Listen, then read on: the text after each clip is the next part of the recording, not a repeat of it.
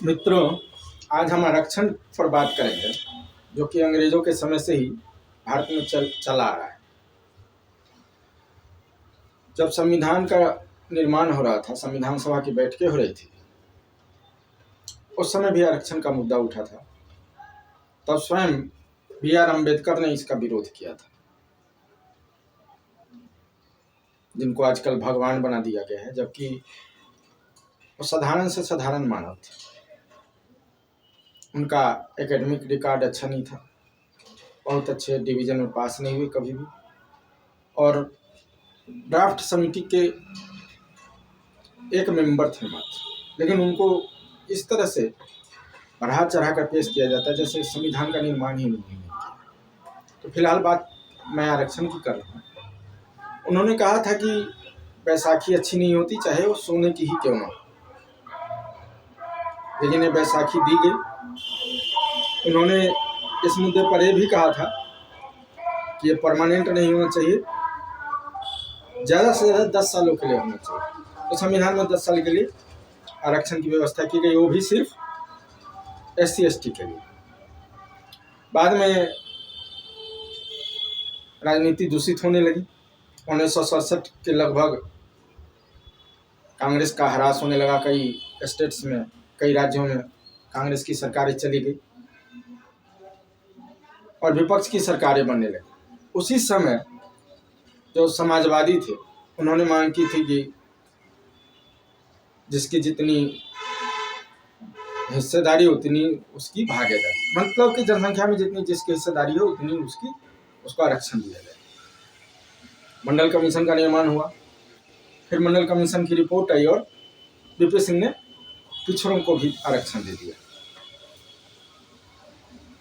आज जो हालत है वो ये है कि जो चीज़ ढाल के रूप में दी गई थी वो हथियार बन चुकी है। आरक्षण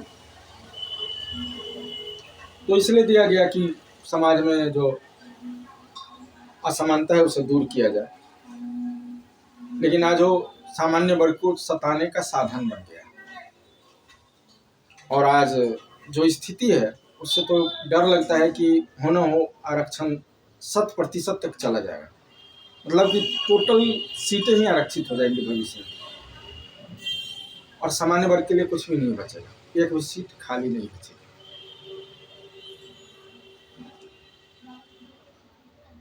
आरक्षण से जो घाटा हो रहा है, पहले भी हो रहा था, लेकिन वर्तमान जो सरकार है, मोदी सरकार, उसने तो अति ही कर दी, जिससे देश को क्षति भी उठानी पड़ी। जहां अमेरिका, चाइना, जापान वगैरह में मेरिट का सम्मान होता है, स्वयं नेहरू मेरिट के सम्मान के पक्ष में थे, आरक्षण के समर्थक नहीं थे, लेकिन मोदी ने तो हद ही कर दी। हाल के दिनों में देखा गया है, BHU में रिजल्ट आया जब PhD के लिए, तो जनरल क्लास के लिए 100% कट ऑफ था, मतलब 100 में 100 जो नंबर लाएगा उसी का एडमिशन हो, 100 में 99 लाने वाले को नहीं। जबकि जो रिजर्व वर्ग है, जो SC/ST है, उसको मात्र 3.5% पर एडमिशन हुआ।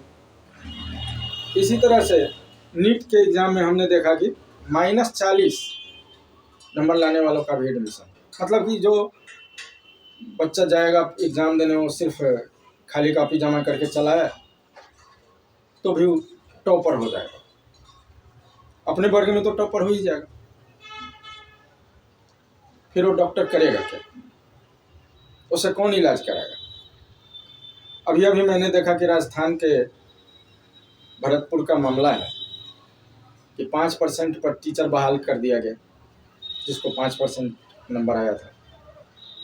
अब सरकार उससे कारण बताओ नोटिस जारी कर पूछ रही है कि तुम्हारे विषय में बच्चे फेल क्यों हो रहे हैं। उसने जवाब भी दिया है कि मुझे तो स्वयं 5% ही नंबर था, आपने बहाल कर दिया, तो मैं 40% नंबर बच्चों का कहाँ से करवा, कैसे पढ़ाऊँ मैं कि उसे 40% नंबर आए? आखिर हम कहाँ जा रहे हैं, किस तरफ जा रहे हैं?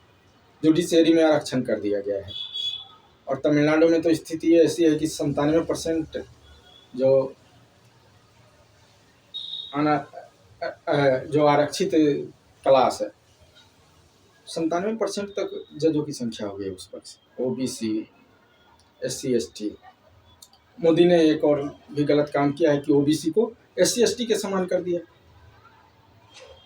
जिनके साथ छुआछूत नहीं होता था, अनटचेबिलिटी का जिनको सामना नहीं करना पड़ा, उनको भी कर दिया।